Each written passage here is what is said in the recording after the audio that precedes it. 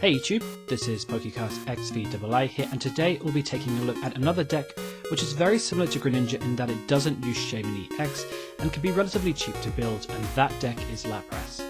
Lapras-GX has been doing very well at tournaments recently, and for good reason too. Let's begin by having a rundown of the card. Lapras is a GX Pokemon, meaning that once knocked out, you do concede 2 prizes much like EXs. On that, it's a basic which does have a very solid 190 HP, weak to grass and has 3 attacks with 2 retreat. Its first attack, Collect, for a single water energy, allows you to draw 3 cards. This is particularly great in the early stages of the game when you are trying to set up and trying to net more cards in the process. Following that, you then have Blizzard Burn for 3 water energy, which deals a pretty hefty 160 damage, although you then can't attack the following turn. And finally is GX attack Ice Beam for 2 water and a colourless, deals 100 damage, but also has the added effect of paralysis. So how is Lapras best used?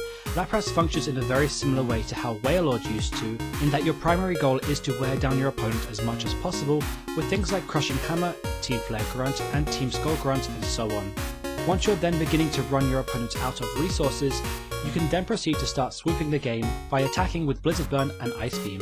Should your opponent stack a load of energy on a Pokemon like Yveltal EX, you can use Ice Beam, paralyze the Yveltal, and then follow up a KO the following turn in Blizzard Burn, not only knocking out that Pokemon, but taking the energy off the board. You also have the option of running a Wobbuffet or 2, just for its by Barricade ability, which is extremely effective against decks like Vileplume, Volcanion, and even decks that rely heavily on Shaymin-EX. While Lapras is weak to grass, if you can keep cards like Decidueye at bay through energy denial, then there's no reason why that should impose any threat on you. On top of that, you also have cards like Fighting Fury Belt to bump Lapras up to 230 HP, as it is a basic, as well as healing cards like Rough Seas, which you generally play 4 of. Keep in mind that with Fighting Fury Belt, you do hit 170 damage, which already in itself does hit a lot of numbers, like Yveltal EX as an example. When your resources are running low, you then have 4 VS Seeker to get back your grunts, as well as 4 Puzzle of Time for anything else that you might need.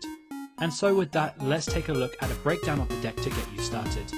This deck is built off disruption cards like Enhanced Hammer and Delinquent, to name a few, and runs a high count of energy to allow you to hit those collects early game, and of course the bigger attacks later. You can also use Lysander to stall out your opponent on heavy retreaters, and of course Hex Maniac if they are reliant on abilities. And finally, in terms of price, Lapras will be your biggest obstacle, as it's valued at around $10 each approximately, but once you've got a playset of those, the whole deck is built of commons, which you can easily obtain for 20 to 50 cents each, and above all, you don't run any Shaymin, making the deck relatively cheap to build. And so there you pretty much have it. That is Lapras all concluded for you, and why, despite being so good, is very cheap to build. If you did like this video and you would like to see more Pokemon related content, all you have to do is click the annotations at the end of this video. Also, not forgetting that I now am on Facebook, so be sure to go over and give it a like if you would like to keep more up to date with the channel. Otherwise, thank you very much for watching, and I will see you all next time.